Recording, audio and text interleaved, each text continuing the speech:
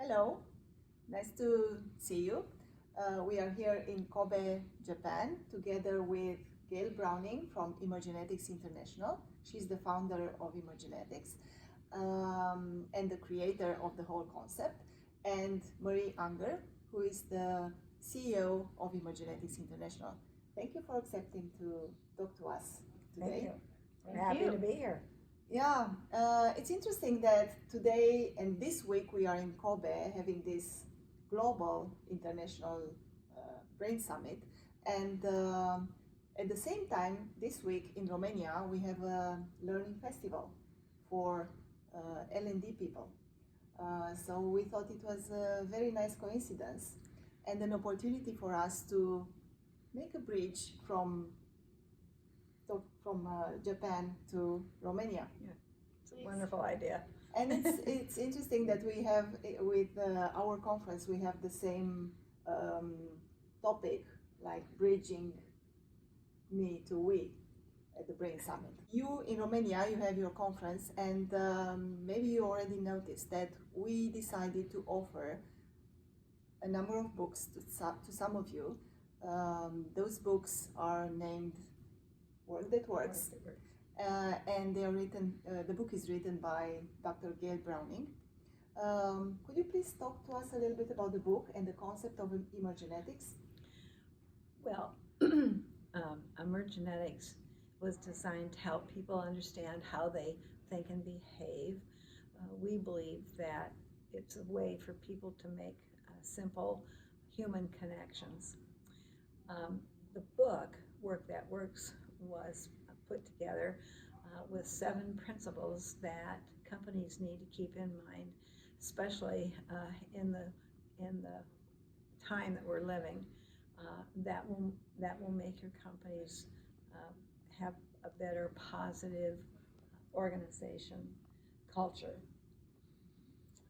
And it's also interesting to think about it in terms of where we're going in the future, because as I understand these days, we're all thinking about artificial intelligence and how artificial intelligence is clearly changing our lives and how much it's really going to change our lives as we go into the future.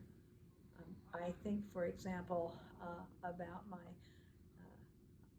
oldest grandson, who is a millennial, and he was introduced to tech toys when he was about 5, 6, 7. We gave him a Game Boy, which seems pretty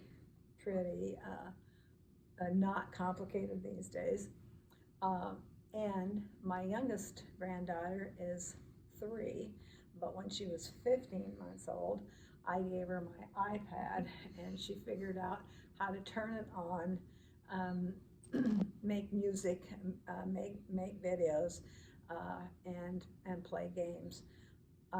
Her generation believes that technology just is, where my millennial grandson has seen all the technology grow up and be dazzled by all of it.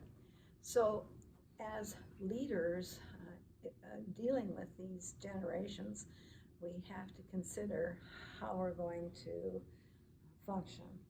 And so I'm believing that we're ultimately going to have people that I'm going to call an algorithmic leader, where we have to think about how to connect into not only the generations, but we have to think about how we're going to connect into their thinking and behavioral attributes. So that's what the book starts to tell you about. Algorithmic leader, this is a new concept for me. Yes. And can you please tell us shortly how Emergenetics helps with this type of algorithmic leader that apparently is the new thing in the world? Well, very quickly, Yes. Emergenetics measures 7 attributes: analytical, structural, social, conceptual, thinking attributes, and 3, behavioral attributes, expressiveness, assertiveness, and flexibility.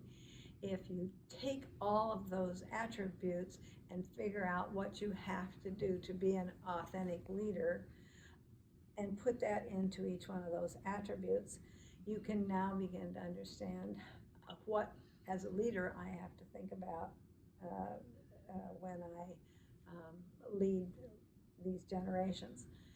I can go on talking about what those things are, but the question people always say is, well, what if I don't think about all of those things?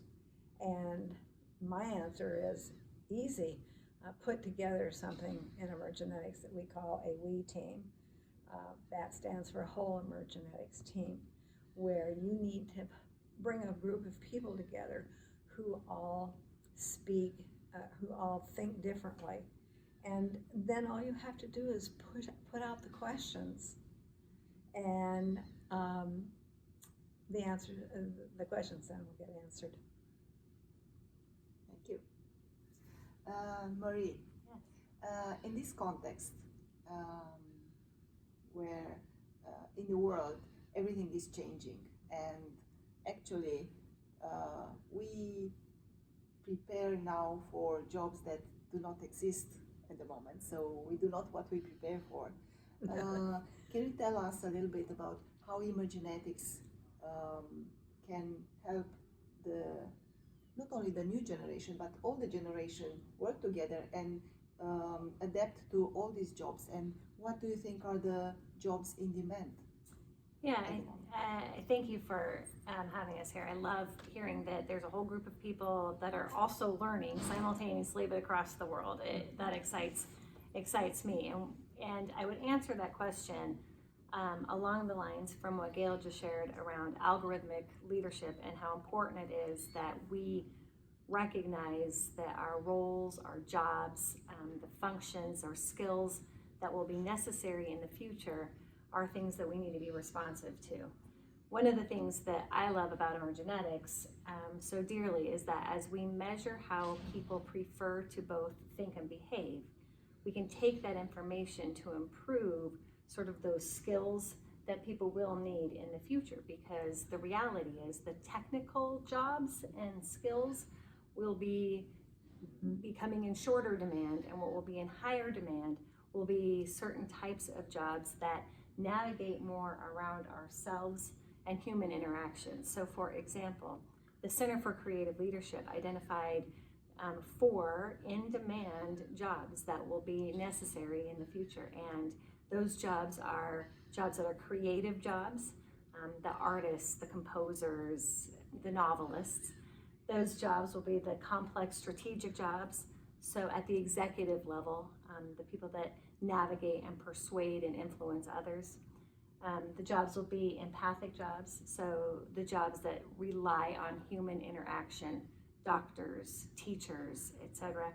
And then to the algorithmic concept, there's the jobs that are not yet known jobs.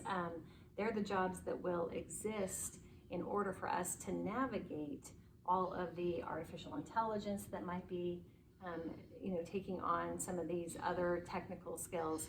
It'll be the layer of jobs for which we don't even know, to your point, even exist today. So it's exciting for us to think about the more people are self-aware, the more people understand their brilliances, what they bring to the table, and where they potentially need to flex or think differently, the greater those skills will be in the up-and-coming roles and responsibilities of the future job responsibilities. That's right. When I go back to my grandchildren again, in their lifetime, 40% of the jobs that exist today will be done by robots. And so you're right, we have no idea what that means. And I think one other thought I would add would be that, to Geil's point around her grandchildren and the access to technology, people say now that there are 3 categories of human society that we are dealing with. We are dealing with humans that are digital foreigners, We are dealing with humans who are digital immigrants, and we are dealing with individuals who are digital natives. And our responsibility will be to think differently around that upcoming crowd, those digital natives, and what that means as far as the human interactions and the way that we work together and the way that we build and grow our organizations.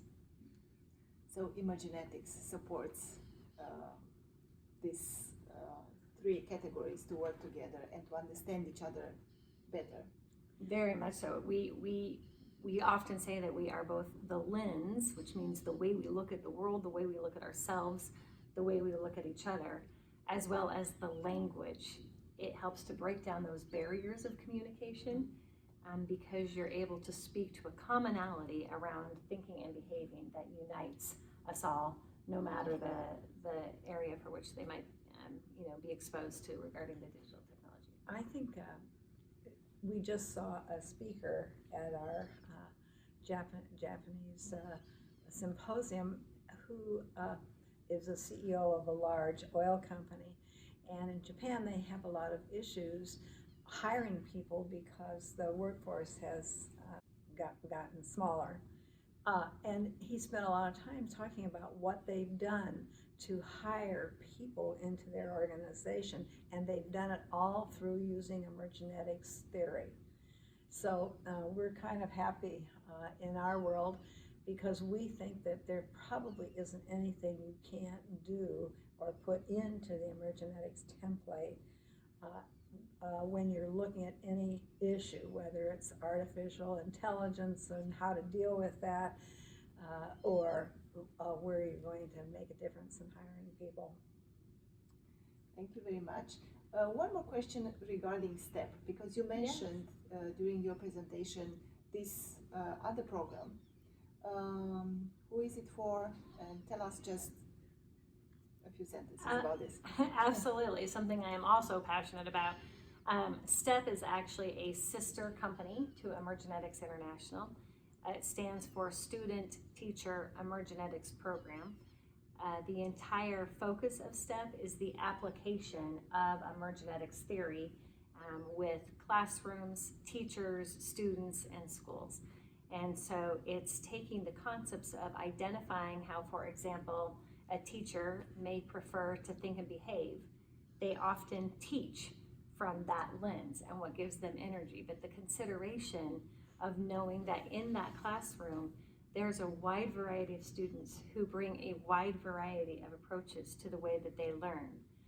That student connection, that ability to connect with that student, to keep them engaged in their learning, that might be different in how they might prefer to learn, is the main focus of STEP. So we, in that work, give the strategies, suggestions, recommendations, and honestly the knowledge, and in my opinion, the gift of understanding how instruction and education in general can be positively impacted when we just take a moment to pause and think about what the students are needing the most so that we can maximize their potential and their expertise. That's an interesting one because we have a big need for such a program in Romania, and there are several organizations that are working on improving the education system in Romania and making it more adaptable to how youngsters learn these days and how teachers can rethink their way of doing things in the classroom. Yeah, the success we're seeing with STEP has been tremendous, both in how it's impacted classroom teachers, but honestly how it's impacted instruction and academic success. So it's a pretty exciting time for STEP. Thank you very much. So we look forward to hearing more about that, and we will get back to you with more information about this program and also about different applications of Emergenetics. To close, can we say something like to bridge from Kobe, Japan to Bucharest, Romania, like a message for the Romanian L&D people, HR people that are in the room at the moment? I would say that the theme of the Brain Summit that we're having here in Kobe, Japan, is bridging me to we. And I think the role and responsibility of any learning and development organization, any learning and development and talent, individual acquisition, etc., all of that functionality is about helping people understand who they are so that they can be better in their work environment for others, so that then as a collective, the group can be better for the organization, so that no matter if you are here in Kobe, Japan, or if you are learning across the world in Romania, your emphasis on helping people bridge me to we is something that we celebrate and admire. And I would speak personally. I very much adore being in Kobe, but I very much have enjoyed times that I've been in Bucharest. So I give all of you my best wishes, and I hope to see you again one of these times in the future.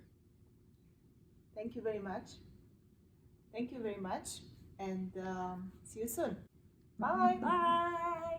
Hi everyone, I'm Miruna Nakshu from Interact. I was behind the camera. I hope you enjoyed the conversation. We surely heard a lot of interesting things, and we can't wait to come back home with more news about Emergenetics. Thank you all and enjoy Learning Network Festival. Bye.